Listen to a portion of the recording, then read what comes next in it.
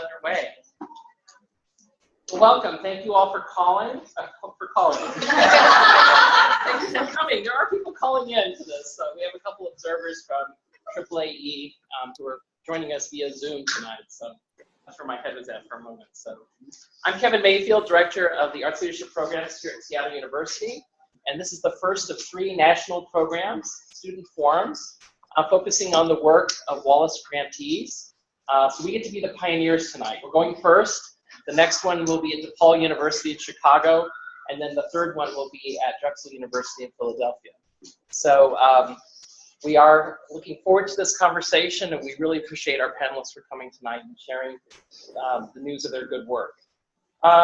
We will be recording tonight's discussion, and so we are using this microphone in the front, so I'm asking certainly our panelists, but when we get to the Q&A, if you could speak up, that would be great. That way we can capture it and make sure that the other students from other colleges and universities who watch this video later will be able to hear everything that's going on. So the format for this evening is going to include a presentation from Pacific Northwest Ballet first, and then Seattle Opera. And then I have a few questions I want to put to our panelists, and then we'll open it up for questions from all of you. That to be a conversation and discussion. So I encourage you to maybe be taking notes during the presentation and thinking of questions that you might have. So I'm going to start with our introductions. So from Pacific Northwest Ballet, we have Leah Chiarelli, who's the marketing director. She was instrumental in writing the grant proposal and developing marketing strategies currently implemented in what you're calling Learning Cycle 1. So hopefully you'll talk about what Learning Cycle 1 is. Sure. Okay. She continues to develop and oversee long-term marketing strategies to their target group and make research-based adjustments throughout the process. Next to her, on her right, is Kristen Raymer Liang, a graduate of the MFA program, I'd like to say. Yay. She is the engagement manager at PMB. She's dedicated to implementing Wallace Building Audience Ability Program initiative and responsible for the Point program. She brings some swag, so make sure you get some on your way out. Also, and engagement activities, partnerships, and a grant-funded collaborative event scheduled for August 2016, which I hope we'll hear about. Then from Seattle Opera, we have Christina Murdy, who is the Associate Director of Marketing. Welcome. And as we understand it, you are the project liaison to the Wallace Foundation and the lead for the marketing pieces of the project. And then next to her is Barbara Lynn Jameson, who's Director of Education and Community Engagement. She is leading the programming pieces for the project. And Lisa Murray, who we hope will be joining us, is Director of Development, and she's leading the fundraising pieces.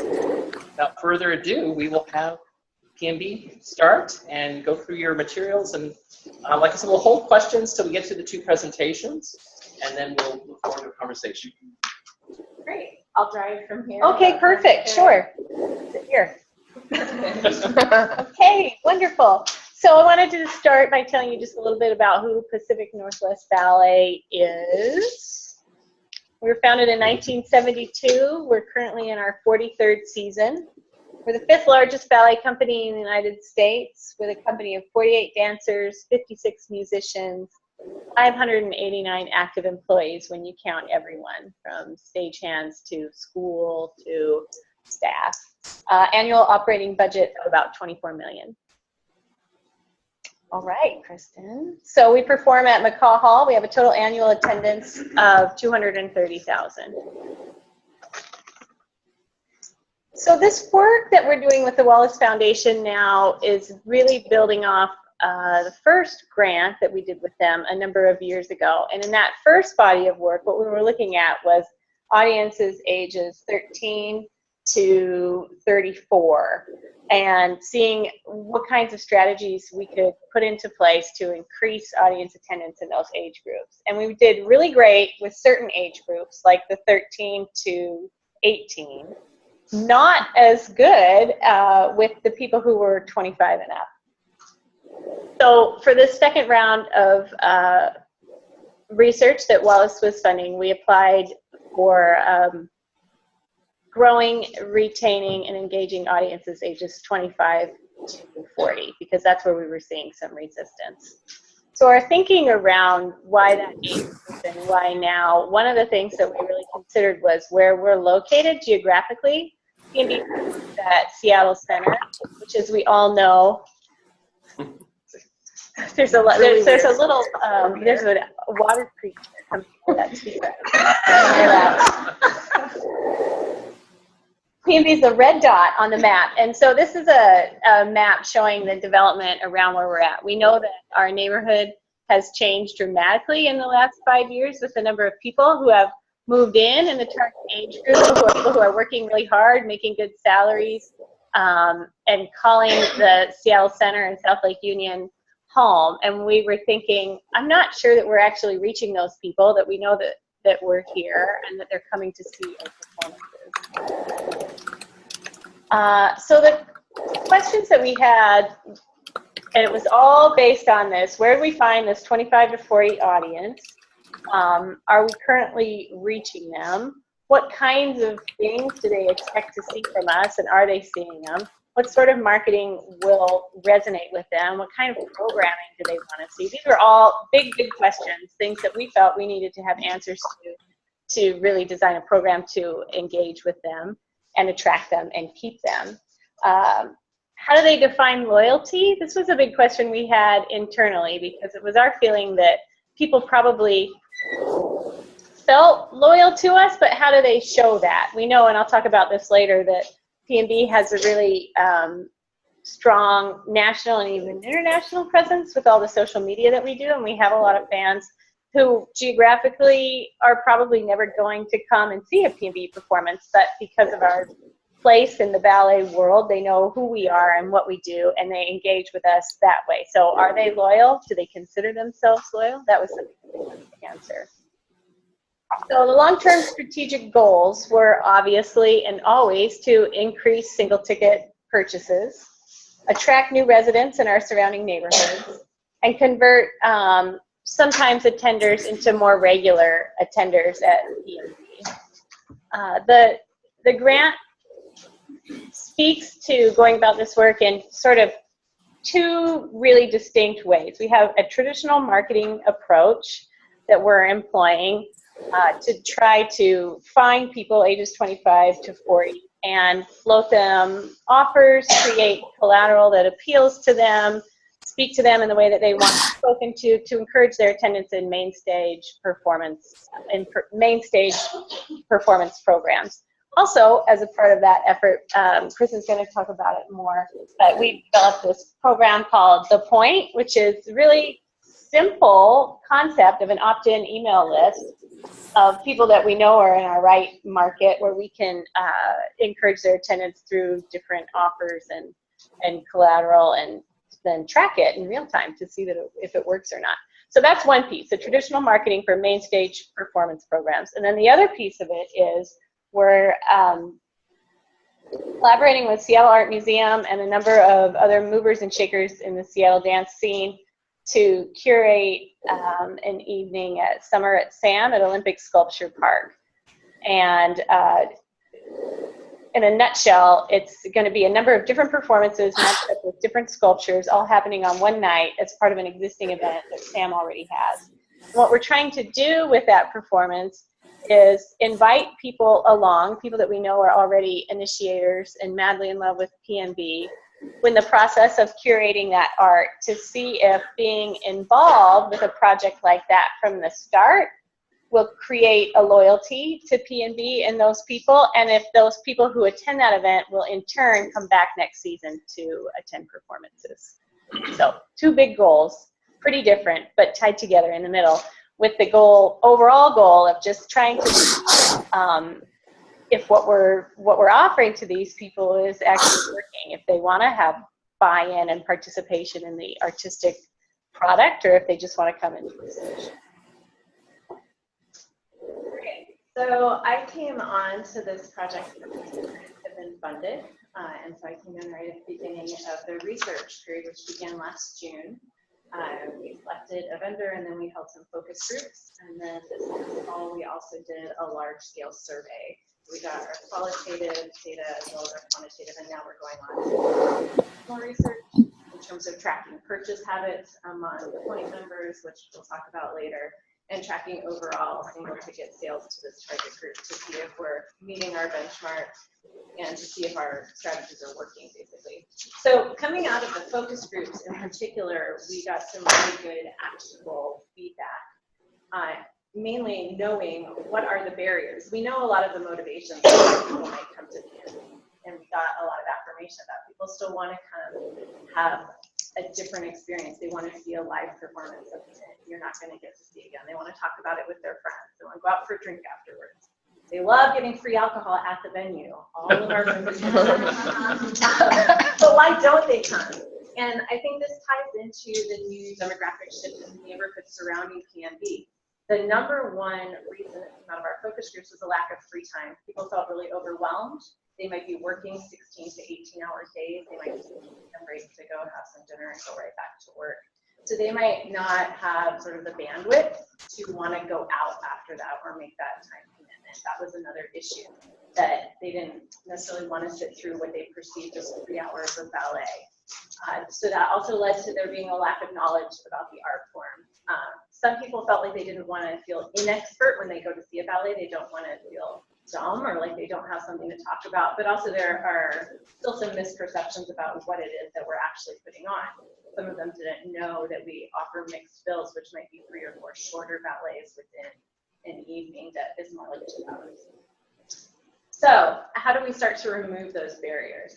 And I'm going to move this over to Leah in just a minute, talking about, we also got some really great feedback on our marketing materials and just how do they appeal to this target group. Because we know what appeals to the people who are already coming, but how do we continue to reach out to this group? So there was a shift in the creative direction for that. We also were able to work in the dancers who do belong to a union to increase the number of live streams in a regular season, which is something that the target group sounds really appealing, that ability to just watch and really meeting people where they are. And then this new opt-in email list, which we developed over the course of last summer and then launched in September. So I'm going to let Leah talk a little bit about what the collateral looked like before and then now what it looks like. Sure. Thanks, Kristen. One of the things that we learned in the focus groups, because we had the opportunity to show them all kinds of communication from PNB and get their feedback on it, is that people in this target group, and I would argue probably people in all age groups, they don't want to feel like they're being sold something. They don't want to feel like we're infringing on their private space by bombarding them with our messaging. When pressed, they couldn't really come up with the place where they thought it was great for us to be advertising to them, because when you ask them directly, they tell you, I don't want you to mail me anything. I don't necessarily want you to email me. Perhaps I'll see you on social media, but don't send it to me. That's what they said, but that's not actually what they do. And when we pressed and dug around a little bit more, one thing that a few things that came to light for us was they wanted the pieces that they receive in the mail and see in the newspaper and online to reflect the experience that they have when they go and see a performance. And we were thrilled to hear from all of our focus groups that when they go to a performance, they don't want to be looking at their phone or engaging with somebody on the other side of the theater via conversation on Twitter. They really value unplugging and sitting down and experiencing a piece of art that's only going to be performed in that one particular way, one time, and then it's gone. So when we heard that, we thought that was pretty great news, because that's what we like about it too. And hearing that that's what they're also getting out of it was great. And so the direction that we've gone with the look of our things, there was 2 things that came out. The things we were showing them were too busy. We're trying to tell them too much at once. They're not stupid. If they want to know more about something, they're going to go read about it on our website, because that's what people do. And also, in the way that we're talking to them and describing the programming, it's really important that the language that we use is the way that people talk, that we're not mucking everything up with a bunch of industry jargon and terms that you would need an advanced degree in ballet to understand. So these are a few examples that Kristen pulled together of things that we did last year that wildly busy. There's more messaging going on the front of there than we might desire. And then moving on, here's a few things that we've done this year. So for our first production of the season, it was a mixed bill. It had 3 different ballets on it that didn't have a lot to do with each other, which is always really hard to sell, but that's a different conversation another time. So the name of the program was Music, and we thought, okay, you want to see something beautiful, here you go. We're going to do this gorgeous photo shoot with principal dancer Laura Tisserand, just showing off the art form of ballet. So that's another thing. People oftentimes aren't connected to a particular program or production as much as they are just the idea of coming to see the show. The experience of coming to a show is what they really value, not necessarily what you put on stage, because they know what we're going to put on stage is good. They have that level of trust with their audience that they know it's going to be worth their while to come. So that was our first postcard of the season. And then up there on the right is something from Romeo and Juliet, which is the production that we're in the middle of right now. Just a really beautiful shot of 2 people about to kiss in the studio. And then underneath that is the back of the postcard. That was where we got most of the feedback from people, was you're just throwing way too many things at me. I don't know where to look. So we really simplified it. That one that Kristen chose is a really nice one, because I just love what it says. This is what we're trying to do, and this is the kind of program we want to grow our audience for, because it serves the ballet beautifully by having a full audience, and it also furthers the art form because there's an appetite for new work. So 4 electrifying works from a new generation of dance makers. And we were just so thrilled to have such diverse artists working with us. We wanted to make sure that people saw that, but we didn't really want to have to talk about it. There it is.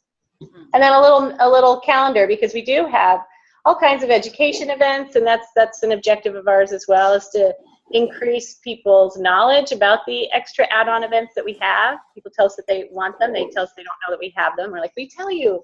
So we're trying to find new ways to simply let people know all the things that are going on. And then when the shows are, because our runs are short. And just to add on to that, one of the other really big pieces of feedback we got was that if we were going to send something in the mail, people really wanted it to feel like a miniature piece of art that they would put up on their fridge and keep for a long time. So that's what I just love so much about that piece, is that it really just like, oh, I want to frame this. So our social media strategy. Social media is obviously a big part of engaging with an audience age 25 to 40, and we've made a lot of headway in this direction already. And we continue to do so. But everything that we post, we try not to use our social media for a ton of direct sales messaging. It's more about institutional branding for the company and the individual artists. We're unique at PNB in that we have different people managing the different social media platforms, and all crazy about the platforms that they're managing, which is really nice because it means that the visuals and the copy and the ideas that we share across all the different platforms is usually different, but we talk about it to make sure that we're all headed in the same direction. So these are some nice recent examples that Kristen pulled for you. The 4 little swans, that's a really famous bit from Swan Lake that people in the ballet world are crazy for. So she juxtaposed them in rehearsal with them in performance to kind of show people what happens behind the scenes, and that's what we like to do. We like to show, not tell. It's not interesting for me to write the 500-word essay about the rehearsal process for Swan Lake, but you can see it if you watch that video for 2 minutes. And then a Marriage Equality Day right next to there with the Love Wins and Maria Chapman's beautiful feet in her heart. And then the one on the last one on the right there is our Nutcracker TV commercial for when we launched our new Nutcracker this year. So looking ahead to what's coming up next, and this also is going to tie back a little bit into the research. When we did our survey in the fall, we found out that a lot of the people who were taking the survey and a lot of the people who took our Nutcracker survey that just went out are actually longtime residents of Seattle. So the people who've been with us for a long time, they've been with the organization. So we're not convinced that we are yet actually penetrating into that layer of new residents. So one way that we're hoping to address that is through this site-specific collaborative performance, which I'm going to talk a little bit about on the next slide, but just a way to get out of McCaw Hall to sort of break through that perceptual barrier of going to the Seattle Center or going to a large auditorium, but to have it somewhere new, somewhere fresh, and also to invite those residents who live right around the sculpture park and all of the new residents to come out. It's free, that's open to the public. We're looking at some new engagement activities around that, and leading up to that, we'll be having a community rehearsal in May. And then we're going to be giving this target group what we're calling perceived initiators, a voice in the creative process. So in order to be a perceived initiator, that means that if you have signed up for the point, I am tracking your purchase habits, and I am seeing how often you're coming, and are you becoming a regular ballet attendee. And if you are, then I want to deepen that relationship with you. So I'm going to invite you to this community rehearsal, and I'm going to send you little tidbits about the creative process as things are happening, and see what's resonating with you and what sorts of communications you like, and what can we do to continue furthering that relationship. And then we're also having post-performance surveys that gauge the success of each performance and each rep with this target group. That's Wallace mandated, but it's actually giving us a lot of really great information. We tracked the zip codes of our Nutcracker survey respondents, and as you would expect, really diverse. People come from all around to see the Nutcracker, and so it'll be very interesting when we do the Romeo and Juliet surveys. Did that attract a more local crowd, or are people getting that large pool? So offering a different way in, I put some breadcrumbs on this slide. So if you're interested in the August performance and you recognize any of those people, are probably intrigued. It's going to be at the Olympic Sculpture Park. It's going to involve 5 local choreographers, and they're going to be choreographing on dance companies within Seattle, including CMB. So it's a big collaboration not only with SAM, but with other dance organizations. We're hoping to involve their constituents as well. The choreographers will be creating next to sculptures in the park. And so it's going to be part of their Summer at SAM series, so stay tuned for more details on that. But what we're hoping is, like I said, by getting out of McCaw Hall and doing something different, and also working within the dance community to build those relationships, that's good for everybody. It helps foster creativity. It also helps us deepen ties with the community and get a larger audience to our shows and their shows. So rising tide lifts all boats. And then looking at the point as a way to get people to attend this as well. Here, and I hope you'll all take a poster home. It's special offers for ballet fans ages 20 to 40. It's an opt-in list, so I cannot sign anyone up. You have to go to the website and you have to sign up so that we are guaranteed that you asked to be added. And we require a birth date sign up, because that's how we track our target group. But it also provides significant discounts. For example, if you're interested and you sign up for the point, you could get tickets to this weekend's production of Romeo and Juliet for as little as $15. And I know it's the second tier, but you know what? I have sat in the second tier many times, and those are great seats. It's an incredible value. And we do that not just because we're trying to broaden our audience, but because we're trying to increase access for everyone. I know when I was an arts student, I didn't always have a lot of money to go to the ballet, so something like that was really useful. This also streamlines, so we used to have a 25 and under program, and now patrons can transition directly from teen tickets into the point. So it's just really removing that barrier. You don't, it's like one less click. So speaking of clicking, if you'd like to stay connected with us, these are some ways that you can get in touch. You can sign up to get our regular emails, and you can sign up for the point, and we've also got our social. And then, Leah, did you want to talk just a little bit more about our marketing strategy heading into August? Thank you, Kristen. I missed that part. So for the next 7 months, our goals are to increase membership in this group, the point that we've done a really phenomenal job with. Since we launched in September of last year, we've got over 2,000 members signed up so far. And we have sold almost 800 tickets. So that's working towards one of our strategic goals of selling single tickets. So as enrollment continues to increase, we keep seeing more and more ticket sales, and it's pretty fun to watch.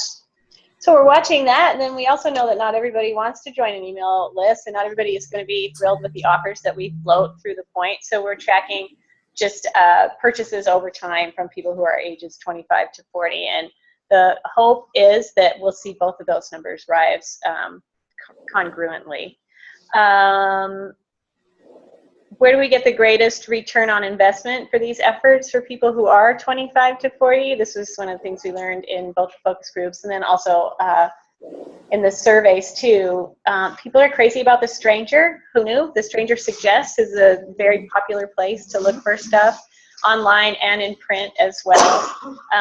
Facebook has offered us some really great and affordable targeting. That's how one of the most effective ways we've had outside of our own audience to build up that big group of 2,000 plus people for the point. And then posters. People want to see beautiful posters when they're going about their business in coffee shops and in the lobbies for all these new apartment buildings that are going in down in South Lake Union. A lot of them have spaces for that. So we've really amped up our poster game and are doing more just sort of institutional branding posters that aren't necessarily show specific, so that people are seeing us all the time. And just to bring it back full circle with Kevin's question about learning cycles and what those are. So at the end of this performance in August, we'll be doing post-performance surveys the entire season, but we'll do another one to follow up on that event. And then our goal is to get a third of those attendees to come to the first 2 reps of next season. And at that point, that will close out what Wallace considers to be learning cycle 1. So it's about a slightly longer than 18-month period that encompasses our research, some implementation, and then reporting back to Wallace. And then we've now been invited to apply for the next learning cycle, and then it will start again. So it's a multi-year process, and that's one thing I love about working with the Wallace Foundation is they're really interested in making a long-term investment in the arts organization. All right. Thank you so much for your time. Thank you. While we're switching over, I wanted to introduce Lisa Burry, who's joined us from Seattle Opera.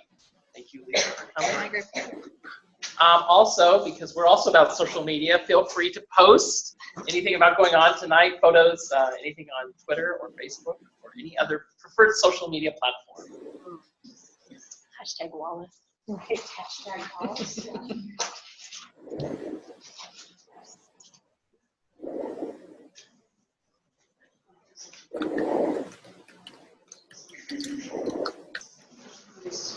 So it's like an advanced version of.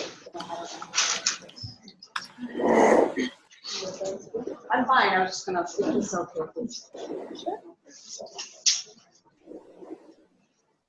Full screen mode. There we go. Yay! Great. Well, thank you for having me tonight. Like Kevin sort of formerly associate director of marketing at Seattle Opera. I've been there for about 15 years. The second Wallace grant that I've been a project manager for. And as you might have been able to tell from the PMB presentation, they're very intensive, and there's a lot of elements that go into it. So our grant is focused on generating the second or third visit from brand new people who are coming to Seattle Opera. So one thing that I always like to tell people who think that nobody new comes to opera, which is actually not true. We get a lot of new people to come to Seattle Opera every year. Almost 4,000 to 5,000 households come that have not been before. Where we're not very good is getting them to come back a second time. So this grant is really focused around what can we do, what kind of strategies can we test to get people to make a second visit, maybe a third visit, so they start becoming more connected to Seattle Opera. So along with trying to generate that second visit, we're really focusing on baby boomers and millennials because those are segments of the Seattle population that are growing really, really quickly right now. So in the first learning cycle, in the first year here, we're testing a couple different approaches to see what can make the biggest difference in getting a second visit. We're taking a look at new and different production styles of how we actually present the work. Back in August, we had a couple of productions where we changed the format. We had our orchestra on stage instead of in the pit, and the singers were closer to the audience, so that was a little bit different way of producing opera. We also did a new commissioned work that was based on a local story about the World War II and Japanese internment period in Puget Sound. That was also a little bit different for us. So we were looking to see, okay, if we do works like this that are a little bit different, what does that mean for return visits? We also wanted to see whether we have a lot of community programs in our, as part of our work right now, a lot of talks that are in libraries and things like that. We wanted to see if attending those makes a bigger impact for people to come back a second time. We also launched a new brand and had some messaging strategies we were trying out in the first year. So our research then was really focused on understanding what our current audience was in terms of their demographic breakdown, and are their expectations and behaviors different between the different generations and what they're looking for from us, and also what types of programs are resonating with different audiences. So we did some database analytics, we did post-performance surveys, and a discussion group or focus group along with a large survey. We received about $400,000 for this work in the first year. So some of the findings were primarily a baby boomer audience. That's 40% of the people coming through are baby boomers, and another 30% are pre-boomers. These are the people born before World War II started or around before. But we're still getting a quarter of our audience in that Gen X population. And I don't know how many people here are familiar with our Bravo program, but this is a program that we have geared for the young professionals, 21 to 40, where they join for $79 a year and get 50% off their season tickets, as well as invitations to a lot of events throughout the year that are either more social in nature, would be more behind the scenes and giving people access to information. This is a really successful program that we have at Seattle Opera. We have over 600 members that are a part of Bravo, and they subscribe at 90%. 90% of them have season tickets to us. So this is a program that really gets people through. So interestingly enough, when we took a look at ticket buying behavior, we found that the millennials actually have the highest retention rate of all the brand new people that come through every year. Bravo is definitely a driving factor of that. So when you look at all the new people that came in the last couple of years, the millennials came back 23% when we came back in the second year versus only 19% for Gen X. So they definitely are, are willing to make a commitment. And I think one of the things we learned through this research is that the effectiveness of the Bravo program is really a result of its ability to build familiarity with what opera is. And that's one of the things we really learned through this program, and one of the things we're going to be trying to emulate through other things. Another thing that we found, people go out a lot. We're really surprised. People are seeing all kinds of cultural activities. They're going out 5, 10, 15 times a month, and it's not just millennials. People all the way up through baby boomers are going out many times a month. It's really surprising. So unlike your survey of the South Lake Union people who said they don't have time, people may say they don't have time for us, but it's probably more because they're going to 15 things a month, and not so much that they maybe have.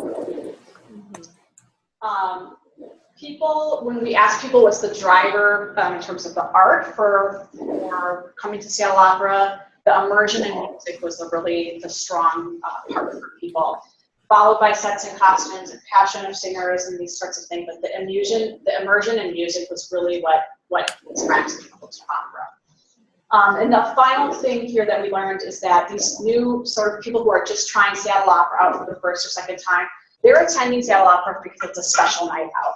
And that doesn't necessarily mean special occasion. It can mean birthdays and anniversaries, but what they really define special night out as is dinner, drinks, desserts afterwards, dressing out, planning, the whole event aspect of it. So some other good news that we found, most people who are not buying tickets right now, they do want to go to Seattle Opera more often, which is great. Again, amongst these users, the 1 and 2 time people, the key area for them. And we asked a couple of different questions to get affordability, because it's expensive, and then you don't really get into the meat of what's going on, and that's also an easy pop out on research people to just say, not get to the meat, just why they really don't enter an organization. But in addition to some barriers like the cost of tickets, the Seattle Center area. We also asked them, what are the factors that go into the decision-making process when you're trying to decide to attend a performance? And we expected to hear a lot about things like, what composer is it? And have I heard this opera? Is it something like Madame Butterfly that I've always wanted to attend? And those did come up, but one of the things that rose very, very high up for our key segments, the ability to get discounted tickets. It was right in. It wasn't an option for people to fill out, but tons of people wrote that down. So it was as high for these key groups that we're looking at, it was as high as 60% of those populations citing the ability to get discounted tickets as a meaningful consideration when they're going to buy. So that, along with some other questions about this, our research is saying we have an affordability issue with them. Another thing we found was that the Bravo members, I talked about that program earlier, the people who are in Bravo and attend a lot of our events that happen outside of performances, they're way more likely to stay in the program, and they also come to more performances overall. Other events to learn more about the art form for that program. Finally, being familiar with the art form is something that's for people. So we found that familiarity and some kind of social interaction were really important in the decision process. What I mean by social interaction here is referring to who you're coming with, not necessarily that they're going to go there and meet a bunch of people that you don't know, although maybe that would happen. But a lot of people just cited they really want to come, but they can't convince their friends or their family members or partners to also do that. That's a big barrier for them, and those other people just don't know enough about the art form to want to make that step in. We also found that the people who are first-timers are very unlikely to be attending a lot of the community programs that we have around town. I mean, there are definitely some that come, but as a percentage of all of the first-timers that we have every year, it's pretty small. The loyalists that we have in our audience, they have a wider range of ways of on-ramps to opera and how they learn about it. This could be things like they have been more exposed to foreign language or music theory and have more historical knowledge about the context of the work or the composer. Also, as it goes, we actually offer loyalists a lot more of this type of information, which we're now learning is maybe a little bit counterintuitive to that, because these people who are loyal with us and our subscribers and donors tend to get more invitations to events that are behind the scenes, or they get feelings or emails that help them learn more about the work, and we are helping them become more familiar. And until this point, we haven't really been offering that kind of information first time and second time people through the door. Another thing we learned through our work last summer on this new commission, American Dream, we did a lot of, in addition to producing a new work, we did these pre-show experiences where our attempt was to have people feel like they are starting to enter the emotion of the performance right when they enter the venue. Typically, when you come to a venue like McCaw Hall, the lobby area, it has a little bit of a fun, almost party-like atmosphere to it, and it doesn't really matter if the performance is going to be a tragedy or a drama or a comedy or whatever it's going to be. The lobby still has kind of a very fun atmosphere to it, which is good. Obviously, a lot of people like that because they all cite being coming for special nights out is important. But what we tried with this work was if we give them some more experiences in the lobby that really set you up for how you're going to feel attending the performance from the moment you open in the door.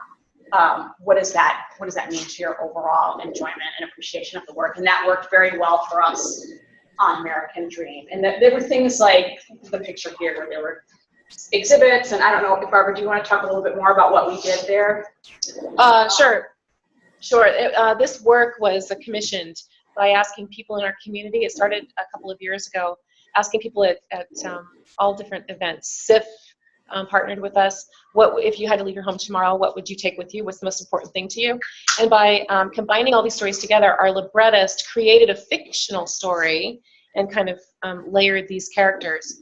And what we came up with was a story based on a Japanese American family who was incarcerated during World War II. And alongside that, in this opera, was a German Jewish woman who immigrated to America, married an American veteran, so that she would be safe over here to escape Nazi Germany. The German-American couple moved in to this incarceree's house when they were away. So what this took on was a huge focus on the things that were happening during World War II and the assumptions that we made about people in the United States and that we think about people all the time. We partnered with Wing Luke Museum, with Densho, with the Holocaust Museum for Humanity. Several organizations came together, and we had an experience that was directed by our stage director, and where the people were standing in line. People are not used to stand. We try to keep people from standing in line at McCaw Hall, right? You don't want too many people upset, but we actually had people intentionally standing in line, and the community engagement staff was kind of walking the line, just kind of feeling the temperature because it was a little weird, and people were getting a little fussy. We'd say, "Are you okay? Yeah, the line is slow." Oh yes, it's part of the experience. Because what they would do, and they would go, "Oh," even the fussiest of people would suddenly understand, because they were there to see theater. And what they were doing was being stamped in and given their exclusion notice and treated like a Japanese American family-ish. We had some Japanese American families who actually said, "I've been through that. No, thank you very much." And so we honored that and asked our ushers to be really respectful of that. But it was really helpful to get us in the mood. And we found that people, after seeing the photographs in our exhibits of what had happened, and having soldiers in costume, soldiers in costume saying, "Keep moving, keep moving." This really eerie feeling. That's not what you get at McCaw. So people, they really felt like they were able to engage with the piece of theater much more deeply as a result of that when we surveyed afterwards. So, because this is something, pre-show experiences, we've actually decided was so successful for American Dream that we want to continue that with our programming all year. So what we did find is people, as Christina was saying, people want to know more about the opera. People walk into McCaw Hall and they're at the opera. They don't really make this distinction when they walk into the theater. And so it's clear that people feel like they need to know more about opera before they can appreciate it often, especially the operas that are European in nature and in origin. So what we decided to do was take an approach where we would take the lead on every show, what that show has to offer a community, why we've chosen the show for our season, and we decided to do some might be exhibits, some might be street theater, some might be something more elaborate like the American Dream. Some might be comedy acts, so that we send people into the theater already laughing. Oh, we can laugh at the opera. Well, we've been laughing in the lobby for 45 minutes, so that first laugh will come along. If it's about the character, we have Mary Stewart coming up, and this will be our first opera, in addition to An American Dream, where we do these exhibits in beforehand, and we're really going to delve into these two queens, Mary Queen of Scots and Queen Elizabeth, and their relationship. Letters. We're going to have an exhibit of letters that were shared between the two. We haven't really put everything out that we're doing, but big, tall photographs, 8 feet tall, of these women facing off, and insider scoop. We're even going to have a chopping block, you know. We know that that's how it ends, right? It's Mary Queen. We know how the story ends, and people want to see the block. So we'll show what it is. This is what it is. People can take it seriously and get horrified by it, or they can have a lot of zany fun with it and have a little selfie op, whatever suits them. But it'll help them start to connect to the story. So they've already gone in thinking about these two women, thinking about their rivalry, and we'll be continuing this with the Flying Dutchman this year, and then taking it on full in the fall. In addition to our you may move on from pre-performance. Sure, go ahead. We also realized that there was a barrier for our pre-performance talks. Again, people want to know more, but we were charging $7 in addition to their ticket for them to know more. And so we announced last week that our pre-performance talks will be a little bit shorter, so they have time to get a glass of wine and bring it in beforehand. And no tickets required except for their performance ticket. and they'll get a 40-minute talk about the opera if they want. And we've had some people saying, oh, now that it's free, I definitely want to do this. It's also starting later, which was a barrier for people. Maybe Yeah. Starting 90 minutes before the performance, and it was just too early for one to come in. Yeah, when it's a 7:30 curtain on, say, a Wednesday night, and you're starting the talk at 6, well, that's gotten off work. You had to get off work early to get dressed anyway, and eat dinner, and it's a lot. So we're hoping that by shifting that, and by getting rid of the barrier of having to stand in line to get your pre-performance talk ticket, that you can just enjoy your evening and experience that a little bit more in a way that suits people's schedules and needs better.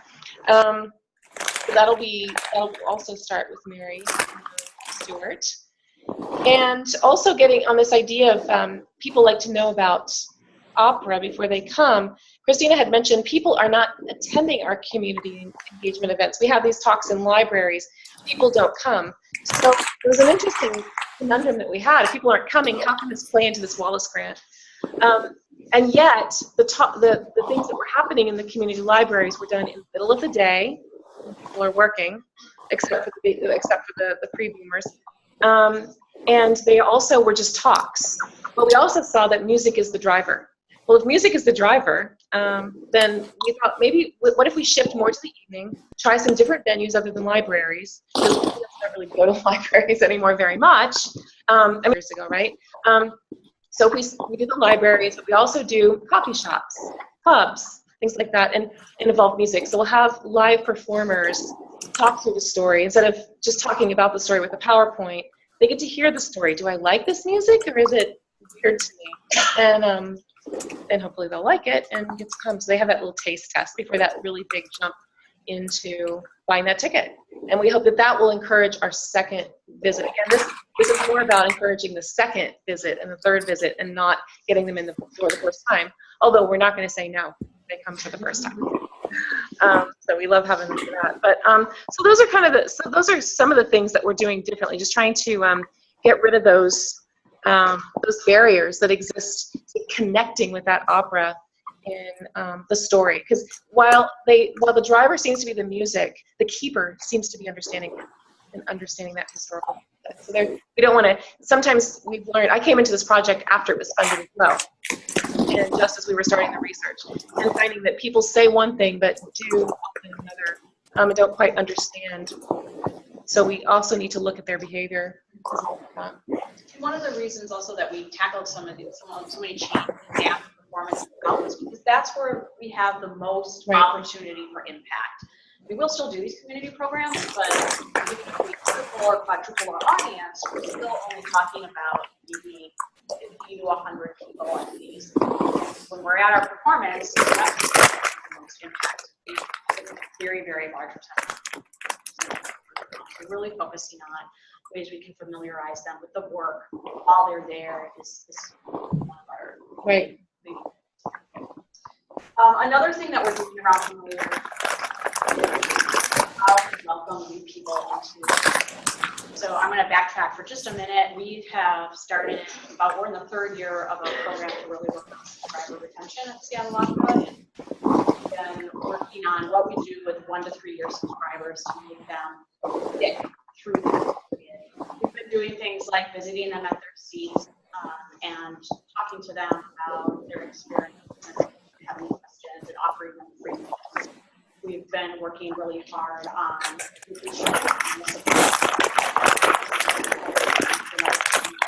because we know that missing that show was a major driver for somebody to not come back because they've lost value for one of their purchases. We also leave out little seat cards on seats for all of our new subscribers for every show in the first season that they're a subscriber, with a little nuggets of something to help familiarize them with that night's performance. So it could be in Act 2, such and such character is going to sing 10 high C's, so be listening to that. And that's really, really hard because of A, B, C, and D, or something about the costumes that you should be watching for.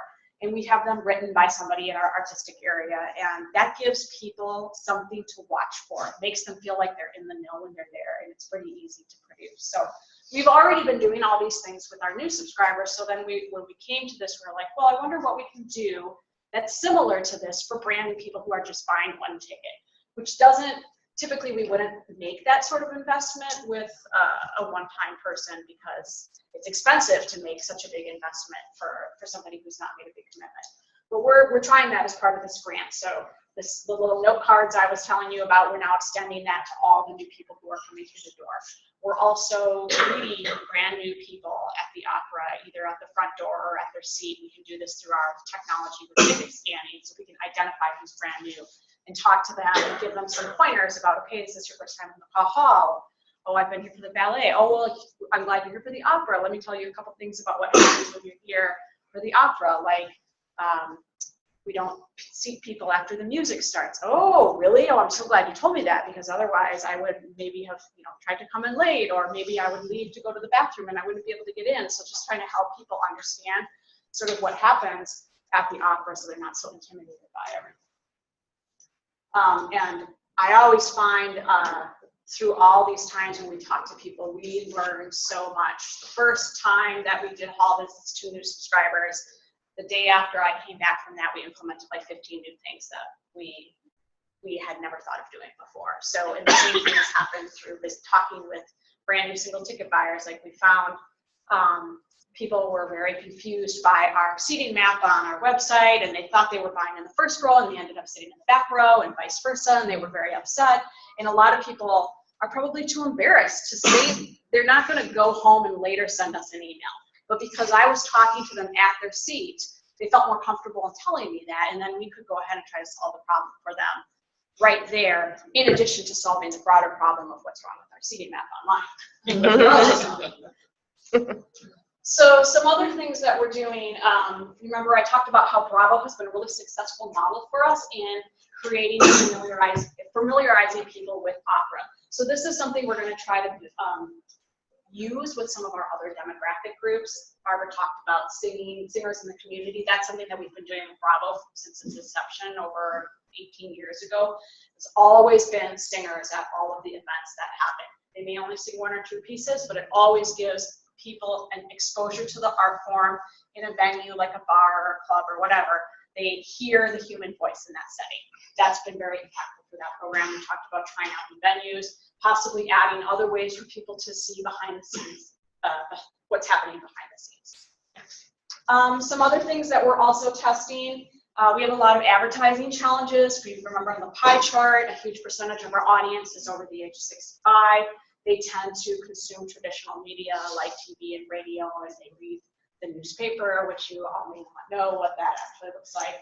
But so we still have to buy a lot of advertising in those types of platforms.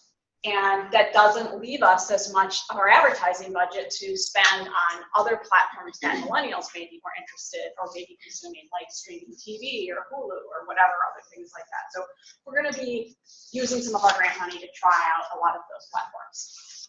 We're also going to be looking at some additional research through our database of behavior. One of the things we were hoping to find in our research, but we didn't actually find, was what do people report as the reason for why they move from being a one or two time buyer to a committed person. We were looking for either demographic traits or some like trigger point that distinguished people who had become committed from people who hadn't. We never got to the bottom of that with our research. The only thing we came up with was some people who are baby boomers are more likely to be divorced, more likely to be residents of Seattle than other baby boomers who didn't commit, but that's not really enough for us to do a campaign around. I mean, we could do like Facebook ads for recently divorced people or something. It's a really small population. Niche marketing. Yeah. So we're going to be looking in our database instead to see, okay, of the people who are people who've made multiple visits or versus the people who've made only one or two, how much should they spend for their first ticket? How much should they spend for the second ticket? What was the relationship between the two? How long did it take between the first and the second purchase? So maybe see if there's some more answers in the data itself than we were able to get out of the research we completed. And then the final thing that we're hoping to do actually with PNB and Seattle Symphony is some work around customer experience. So we've been very moved by a lot of the work that Wallace has led us to around what it really means to have, what is the definition of your organization's customer experience? What do you want things to be like? Most people, even in our organizations, when I talk about this, they're all like, oh, you mean like customer service? And I'm like, that's not really what I mean. I mean, we need to have good customer service. We need to answer the phone politely and that sort of thing. But customer experience is really about what do we want the feeling of the whole evening to be from the time you drive in your car to the time you drive out. And what is the interaction like for every single time somebody from Seattle Opera talks to somebody in the community, either at our hall or at another facility. So that's something we're really looking forward to potentially working on if we can get the funding for that. That's everything for me. Lisa, did you want to add some comments? I noticed you've been making notes here. Well, just that all at Seattle Opera, the marketing work is, I feel like we're very integrated in the development department. So we're joined at the hip in providing this experience to the people who invest in our work, both as ticket buyers and as donors. And the learnings that we discovered through the Wallace grant are absolutely being applied to our donor experience work as well. And everybody knows that your #1 donor prospect is a ticket buyer in the performing arts. So we have a vested interest in being very supportive of this work with Wallace so that we can grow the pool of donor prospects for the company. So it's more for everyone.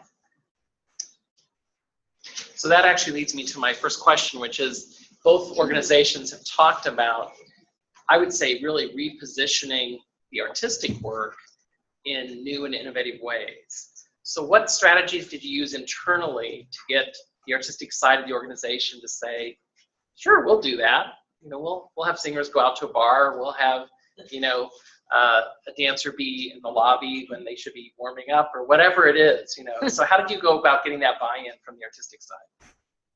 You guys want to start? Sure. We're really fortunate that our artistic director, Peter Bowl, is really progressively minded and just as excited about this work as we are. That said, listening to Christina talk about how you can send a singer out to a bar to give a little performance, I was a tiny bit jealous because that is something that we cannot do. Your bar is different. Your bar is along the wall. There's an extra R and an E in RR. So I would say that the repositioning of the art is more for us and about how we talk about it as opposed to what the dancers are actually doing. Except that we've also got this big performance piece that we're curating and doing outside. So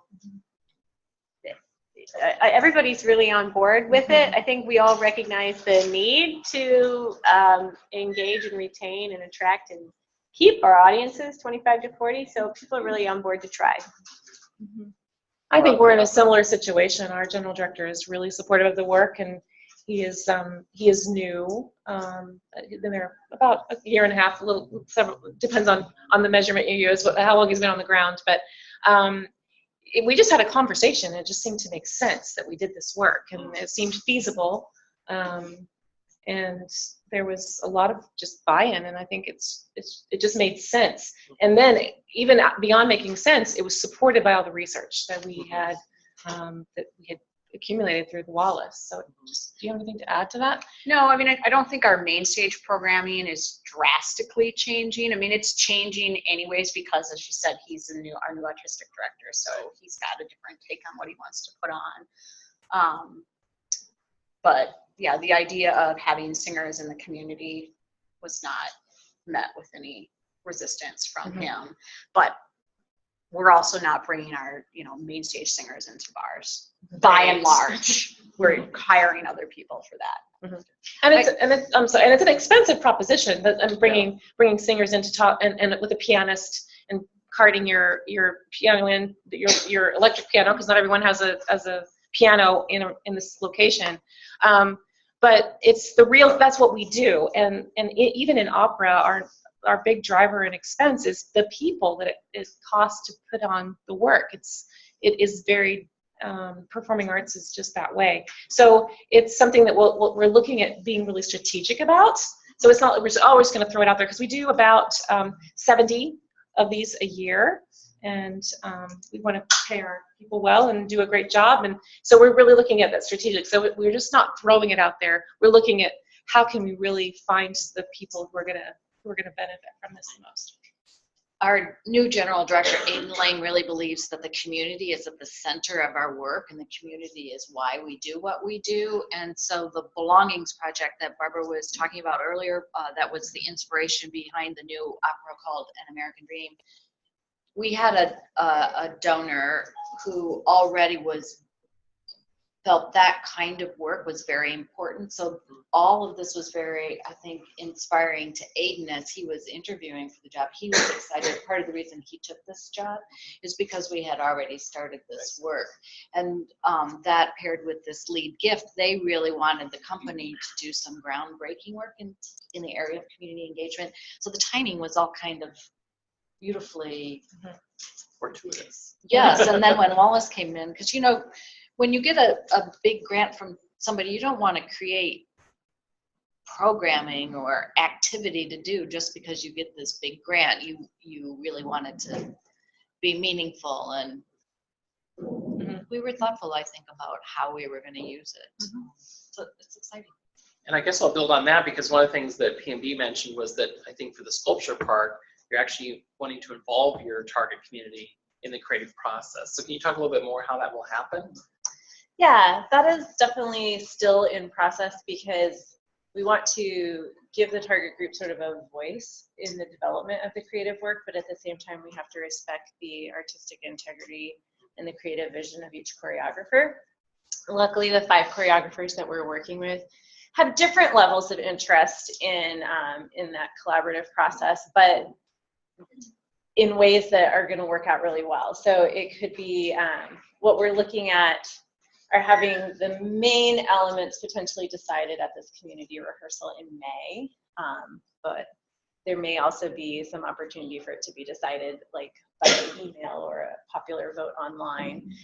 And some elements that we've talked about and gotten the okay from artistic and different choreographers are putting the design of the poster for the event up for a vote, having 2 different costume sketches that they can vote on. One choreographer has even expressed interest in demonstrating certain phrases, movement phrases, and seeing what resonates best. And that would be something that would happen on site at the May community rehearsal, because obviously they need to be there to see that.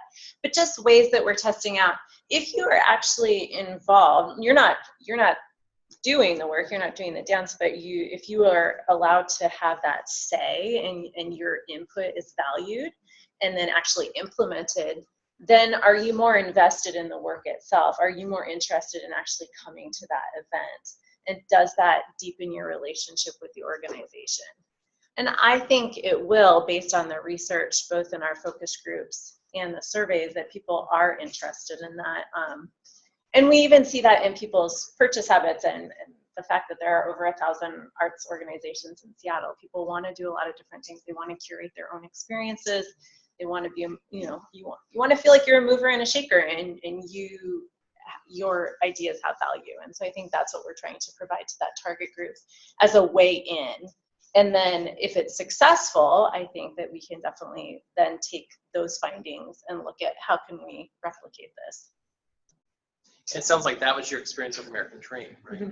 Yeah, by involving the community that way, there was a great sense of personal ownership of the artistic work. And the story resonated with the people of this area. It was something, even though they may not have experienced personally, although some did, it was clear that even by asking people these questions for 2 years at Bumbershoot, at Porgy and Bess, at all of these shows, that they already felt interested in what was going to become of it, and that they cared that we cared, that we listened. Right. I think a lot of big arts organizations often do a lot of talking and performing, a lot of surveys, and not a whole lot of really Yeah. listening. It's because of the stage, right? It's just that dynamic. So it was really interesting to turn the stage around and let the community be that stage, be the players, and we were there just to facilitate.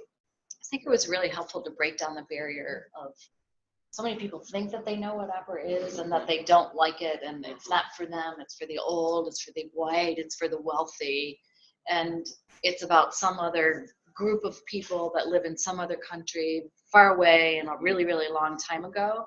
But this story was about people who lived right here and in recent past. And Yeah, it was our story. Yeah. Yeah. And I know one of the other trademarks of Wallace Foundation is, and both of your organizations receive multiple grants, is the idea of what I call the cohort of learning, right? That particularly in cities where you have organizations who've shared grants, what have you both learned from each other because of the grants that you've had over the years? Or those are trade secrets and you don't want to reveal them? No, it's hard to distinguish from everything else we talk about like 60 times a week. We share a lot. Yeah. We share a building. So, we I mean, formed the same space. and we, a lot of the same, front of house staff and that sort of thing that is shared. I think, and then there's the Seattle Symphony too, who've also been partners in this work. But I think there's, I don't know, I've learned how, for me, I've learned how similar our audiences are.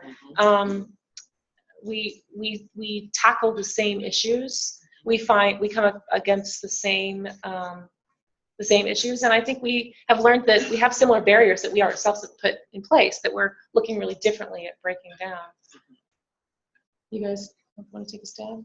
No, I don't know. I think that covers it. Yeah. Yeah, one thing I love about not only Wallace fostering this collaboration, but the good working relationship that we have with the opera is it's like if you have a question or if we shared our research findings with each other. So it's just very transparent and open, and the goal is to improve everyone's audiences and to reach the goals together. So it's more about collaboration than it is competition.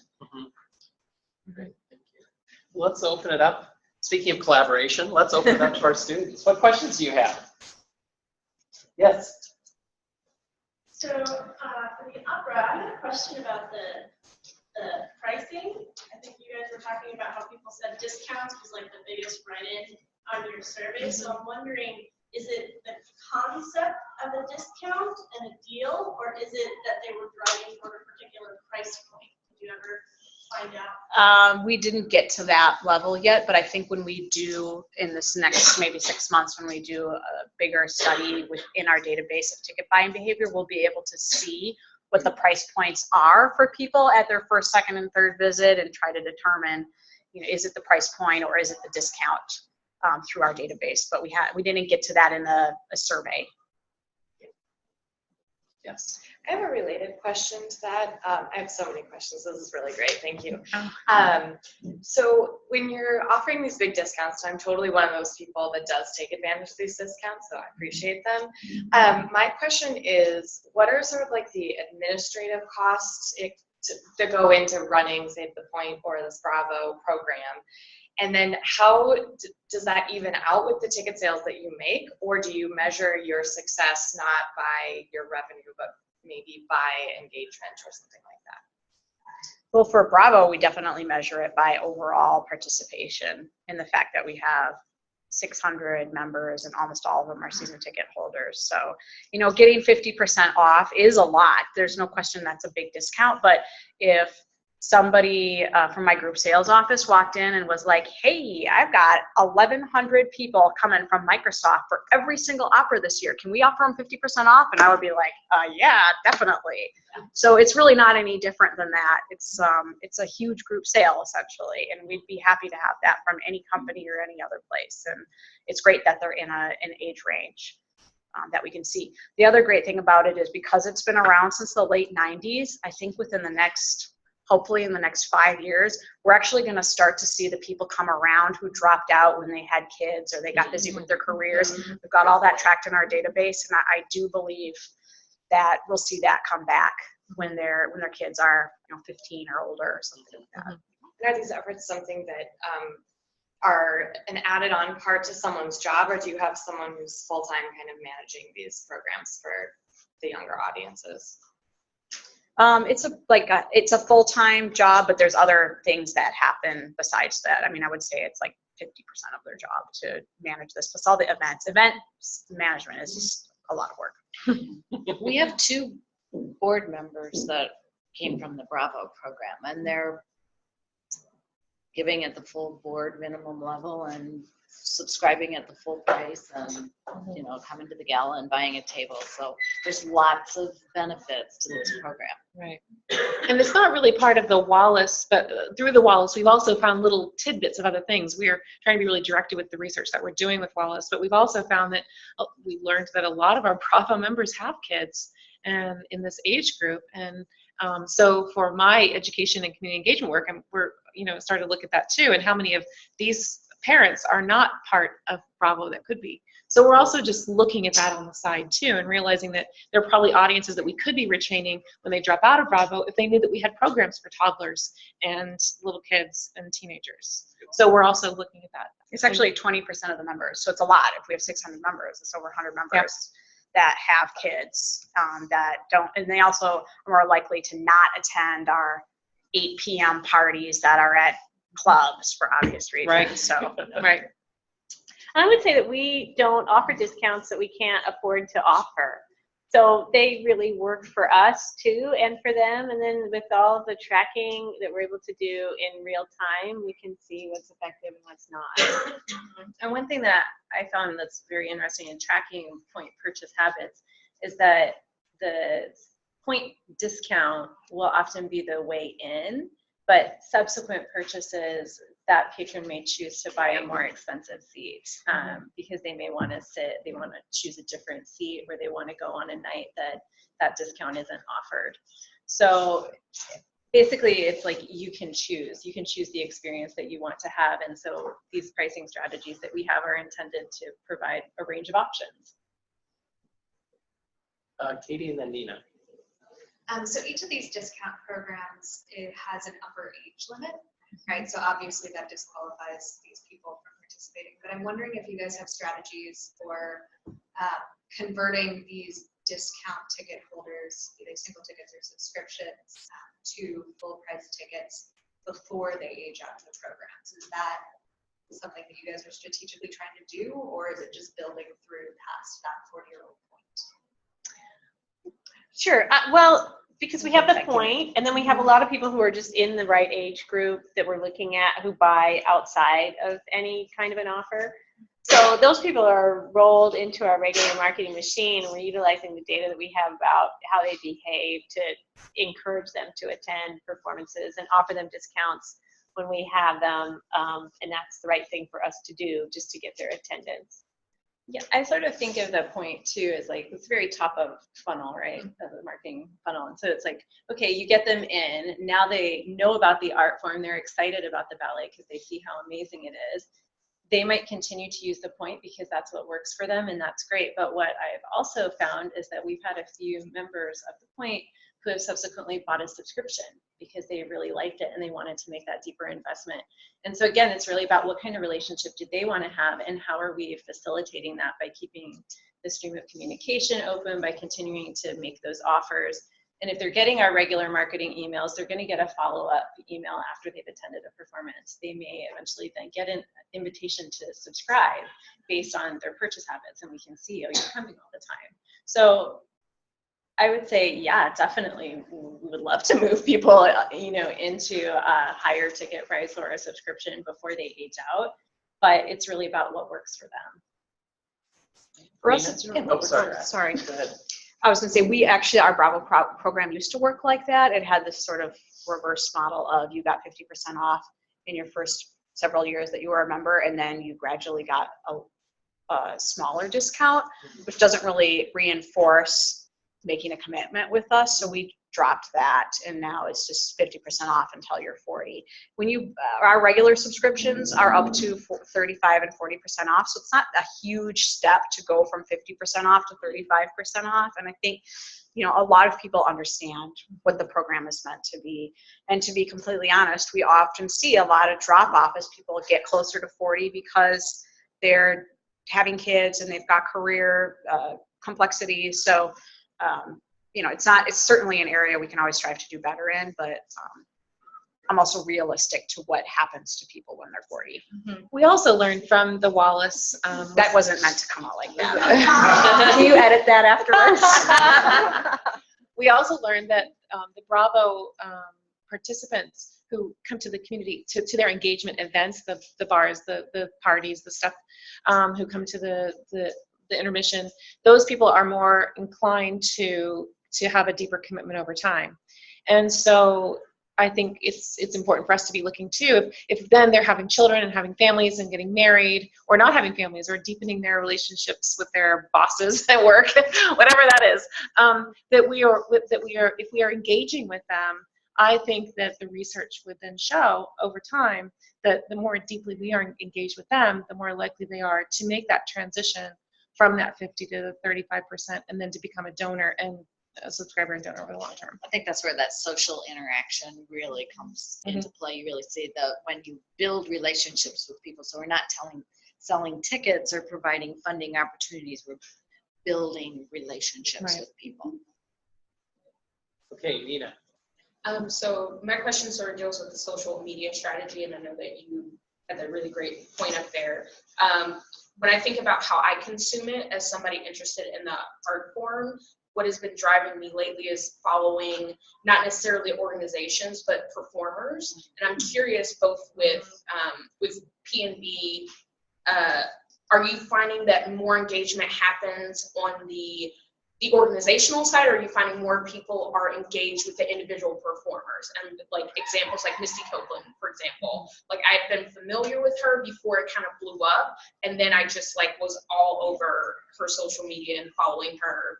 And I noticed a lot of my friends that have similar consumption habits who are not they probably don't know anything about ballet, but they immediately started becoming interested in it because she became sort of a face for it. Are you tracking any of that sort of stuff, or looking at how people are engaging with the individuals that are responsible for the art form? So we don't really know, aside from what we can look at ourselves, what's going on with the dancers and their social media presences across all the different platforms that they use. So I can't answer whether or not their engagement is better or worse or different than ours, but what I can speak to is that we at P&B are super open purposefully with the dancers, and we encourage them to live their lives on their social media however they see fit. We have some that are really private that don't want to have any of their personal information shared and don't have big public pages. We have others who are really into it. So we work with people who want to work with us to support their own efforts in creating their own brand and name that they want to get out there. And then just institutionally really support those efforts because it's great for us. You know, and they can say things and show things that we can't. So, yeah. Does that answer your question? Yeah. Hey, Dave. I have a question for P&B. I'm just wondering if you guys are having internal conversations about diversifying the artists that work with the company. Because I've been to every performance this season, and they've been with like dancers or non-dancers alike. And after every performance, the one thing that I kind of see as a constant is that people notice that the season is programmed from a very like European male perspective, and how that can sometimes be off-putting or build a barrier. So I'm just wondering if it's in the strategic plan to bring in multiple choreographers that are women, or multiple choreographers from continents that aren't North America or Europe. Yes and yes. So the artistic director is in charge of all the programming, and I think that Peter considers it his mission and the mission of the organization to really have his finger on the pulse of what's happening in the ballet world and the larger dance world at large, and then to bring to Seattle work that he thinks is good, that he thinks is interesting, that he thinks speaks to the audience, addresses a need of something that we haven't seen. I think that ballet is evolving. I know it wants to. It's certainly a hot topic of conversation in the ballet circles. And in the time that I've been there, I've been working at P&B since 1998. Our company has become a lot more diverse, and you know, it ebbs and flows because dance careers are either 1 year or 20 5 years long, depending. But yeah, it's definitely something that's really important to all of us, and it's something that's on Peter's mind. And I think, our August performance at the Sculpture Park will definitely reflect that. So we'll be releasing information about that sort of later in March, so stay tuned. Yeah, we want to look like our community. Exactly. There was a story on KOW today about this that you might want to look for. It was about Spectrum and Intanon and diversity and casting and direction. The work they're doing. Yeah, it's a good story. Yeah. Right there. Could you ever have like a passport where you have the opera, the symphony, and the ballet, and maybe some theaters, some short theaters? Because I have some younger friends that they say, I would want to go to different things, but not a whole subscription. Everybody loves that idea. Nobody wants to administer it. Yeah. I've tried it in 3 different cities and it's never worked. It's a lovely idea. It And I keep is. waiting for someone to figure out How? the way Yeah. to How to make it work. Another hand. Yes, Susie. I'm interested in if your strategy changes when you're presenting a piece that's new or avant-garde, new and avant-garde, and what the strategy becomes when there's not a Nutcracker that year, or there's not a rain cycle that year, and if there is a change in strategy to how you're sort of bringing in people. A year without a Nutcracker. Oh. It's like a day without sunshine. You might be able to speak to this more than I can, since I'm much newer to PMB. But I think that Peter has done a really great job of sort of bringing our audience along in terms of having less full-length story ballets, or the Swan Lakes, that the very familiar, and moving towards more mixed bills that are featuring more contemporary choreographers.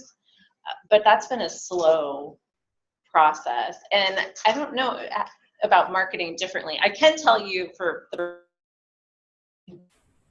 that our rep to Emergence, which was all contemporary, did very well with the 25 to 40-year-old audience. It really resonated with them, and it was something they wanted to see. So I think the younger audiences definitely flock to that sort of programming. And we've shifted some away from trying to describe the program. You're going to see something for 10 dancers to a piece of Baroque music that was that doesn't do anything for anybody. So it's about communicating the feeling that you're going to have, the experience that we hope that you have, the caliber of the company, that there's a full orchestra. So kind of like a more broad view of what the program is, instead of focusing on the details. I think we're moving that way as well, is really trying to, our marketing materials really try to have what the feel is, and the feel of the experience, what it's going to be like when you're watching the show, instead of a bullet list of every story point that's going to happen. And also, since the research showed us that people are really interested in the music, we're trying to, in a phrase or a sentence, give some tidbit about what makes this particular work special in terms of its music, that drives people to go to our website and listen to the actual music. Mm-hmm. And Aiden too, this will be coming up, will be his first season that he's actually programmed. We usually program in opera about 3-4 years out. So this coming season will be his first. And he's talked about how he doesn't want to have necessarily a house style where you always come to Seattle Opera and it's always this sort of same feeling. He wants it to be different every time, as if you change the channel completely. And so you're never quite sure what to expect, but you know the quality is going to be great. You know you're going to have a great time, and it may not be your thing, but you'll know that next time it'll be something completely different, and you still appreciated the fact that it was a great quality show. And it'll be really, he's really concentrating on the theater aspect too. He was a stage director, so he wants to be telling stories that we connect to, even though some of these stories are old and European. He's really trying to shake them up a bit and help us realize that art does continue to tell a story about us as human beings, and still trying to make that connection to the 21st century, our lives now. And just bringing it back, sorry, real quick, to a program like the Point or other incentive programs, when you can lower that cost barrier, then that also lowers the risk for someone who might be considering whether or not they want to attend. So it's like, oh, well, if it's only going to be $25 to get a ticket, that then they might take the chance on something that's less familiar. You've talked about how the programming might change and become more diverse or become broader from an artistic standpoint, but how much does the audience engagement conversation drive the artistic decisions for programming? How much input do you get into saying, look, if there's, you look like you're about to respond. Oh, no, go ahead. I'm thinking of an answer. That was the question. That was the question. So how much interaction is there between the teams who are dealing with the data and dealing with the patrons and listening to patrons and the artistic teams who have their visions and their ideas of what they want to program? I would say at Seattle Opera right now, with Aiden Lang's leadership, that he listens very closely to what everybody has to say. Mm-hmm. So anybody who's dealing directly with the public, that feedback is channeled to him in various ways. And he could just show up at your desk and ask you too. It's not that it's all necessarily funneled through anybody. And I find that really thrilling. Yeah. And we do all get to sit around a table about once a month as department directors and talk about what this means for our work. Talk about the cost of it, of course, but what this means for our donors, what this means for what the community needs as far as marketing and what community engagement education has stakes in. So it's a conversation we have. We just had a big conversation yesterday at a department directors meeting about a possible co-producing with two other opera companies, a world premiere, new work, and that wouldn't necessarily sell tickets like any other piece. And so he wanted to know how we could fund it if it wasn't, it was very good conversation. Open, good conversation, healthy, good. And Aiden wants this to resonate with our community, and he knows that one person's perspective cannot give the community's perspective. So by asking by asking everyone, he walks down the street, he probably asks people. He cares. He really cares how this resonates with our community. I could say before. Go ahead. I would just say, so opening night of Romeo and Juliet was last Friday, and because I didn't feel like sitting in Mercer Garage waiting to get out, I was like, oh, I'm going to go to the post-performance Q&A. That sounds great. And that's what I think is so great. Peter, our artistic director, there's a direct access point with our audience. He does a post-performance Q&A after every performance except during Nutcracker because there are just so many. And you have the opportunity to ask him questions there. People have no problem giving any kind of feedback they have. And he really listens. So I would say he definitely, from my standpoint, I think he definitely has a creative vision, but at the same time, he's very attuned to what is resonating with our audiences and what their priorities are, what's important to them. But that is your artistic team engaging with the patrons who are already there. What communication do they get from the people who haven't been able to engage because of the programming? You mean, are we asking people who don't come what they want us to perform? Right. How does that information about the audiences who aren't being reached get funneled to the artistic team? Well, I think it actually starts with an invitation, because if people aren't coming to see what you're producing, if they aren't engaged at a level where they even feel comfortable coming to a performance, then I'm not sure how that, where is the channel of communication? So to my mind, it's about having an invitation to the party, right? Has anybody read that book? I'm obsessed with it. Yeah. So it's about making sure that everybody is welcomed in and that you're getting your messaging out there and letting the community, really inviting them in to become familiar with your work. And that's where it has to start, because if you can't even get them in the door, then that's a problem, right? And I think it's important to be in touch with what's going on in our community and how we want to engage with people who aren't currently engaging, but at the same time, it's important that they understand what we're about to begin with. And then if something is not connecting there, then we have an absolute responsibility to take steps to remedy that. But I also, I feel good when I walk through the lobby of a given performance at PNB and I look around and I see the audience, and I feel like it does reflect our community. I'm not saying that there's not more we can do, because there absolutely is, and that's what we're always working toward. But I feel like, again, it's less about saying, well, you don't come at all, what could we do that would interest you? I mean, yes, that's a part of it. That's why we did focus groups and surveys, to see you're not, but if someone's completely disinclined, that's different than if they're inclined but not engaging.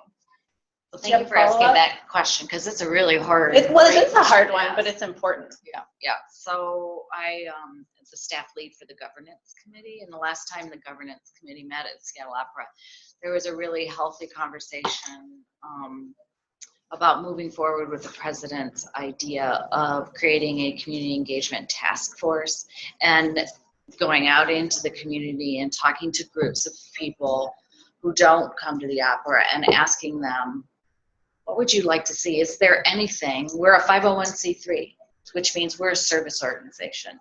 Is there anything that we could do that would be of interest to you? Let's talk.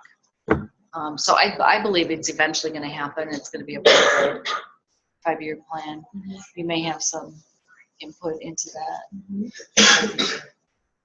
Oh, yes. Yeah. Well, I mean, there's a lot of work that we do. We listen. We have so many programs that go in my department that go beyond audience development. So there's two pieces that I hold in my head when I'm doing my work. There's community engagement and there's audience development. And I believe that there are people with whom I will engage in my work that will never have any desire to come to an opera. They will never step foot in McCall Hall. That does not mean that what we're doing isn't worthwhile and isn't important. We do it because it's the arts, and it makes our society better. It makes humanity better. And so I hold that in that piece too. And that's an important thing to remember for me. And then there's the audience development, where I know that, well, hopefully if there'll be some of those that we can help bring along and have them enjoy something, maybe not at McCall Hall, maybe it's an opera in a pub, right? Maybe that's where they just that's all they want. And that's okay too. So I think there's a lot of pieces, and it goes beyond audience development and into community engagement, and that in itself is okay. And that is okay with my boss, Aiden Lang. We have to have a good business model, don't get me wrong, but there are people, thanks to Lisa and her work, that are invested in helping arts reach the community, reach people who wouldn't otherwise have access to it. We were able to serve 30% of our schools are Title I. We're trying to get that number up. 40% of the youth that we work with have financial assistance to be part of our programs. We're looking at reaching our retirement home programs into retirement communities that are not so well off, that are in different parts of the city, that they can benefit just as much. And they'll never come. I mean, these aging adults who are infirm will never come to Seattle Opera at this point in their lives, and they may never have. But we do, as a 501c3, as a service organization, as an arts education and a community engagement, have responsibility. So we try to measure all that. Okay, Kristen, you get the last one. Well, I just want to follow up on that. I'm not sure if what you're talking about in terms of engaging with people in the community who aren't currently connected with us, are you talking about a socioeconomic issue? Are you talking about different sections of our community, different races? Let's just talk about the elephant in the room. Like, is that the question?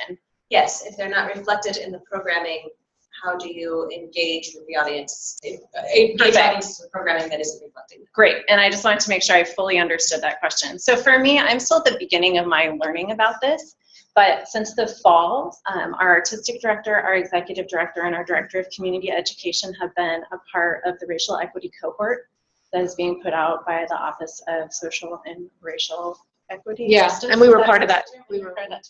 So there's education that's going on at the top levels of leadership in our organization, looking down the line at how we can continue to better serve our communities. I would say, from my perspective and from what PNB is doing, it starts with giving kids the opportunity to understand this is something that I can do, this is something that is for me, and giving them the opportunity. And so we do a ton of outreach. We have a really great education program called Discover Dance, which is a partnership with Seattle Public Schools and a couple schools in Bellevue. And our teaching artists go into those schools and they provide standard-based dance education. And then those students come and they get to perform on the stage of McCaw Hall. They also get to have a Discover Dance Family Day, which is very low cost for all their families to come and see a main stage production at the ballet, so they get to have the exposure to the ballet. We have a program called Dance Chance, which screens all the third graders in Seattle and selects, this year we have a little bit over 120 students who are deemed to have sort of the great potential to be a good, like to be a dancer. So they have the qualities, their hips can do the turnout, which might not. And they get free dance class tuition, they get free clothing, they get free transportation to and from dance class. We also provide almost $700,000 in scholarships each year to students. So after they have the first 2 years, I believe, right, are free tuition. And then after that, they have to audition to be in the PMP school. And if they continue to make their way through their auditions, then they continue to get free tuition. And right now, we actually have an apprentice in the company who is a Dance Chance graduate. And one of our other Dance Chance graduates was actually a company dancer, but he left to Ballet Arizona. So I feel like that's where it starts, and then it continues to trickle up that way because you get more and more qualified candidates who had the chance when they were young. Thank you to our panelists. Thank you very much. Please join me in welcoming.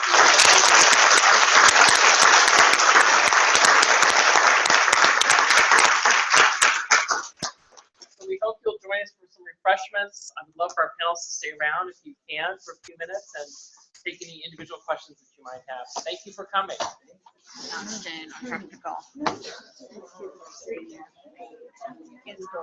And then I couldn't figure out how to get in here. That's like there was no wall. Go get your baby. I know. That's my question. Obviously, as part of the grant process,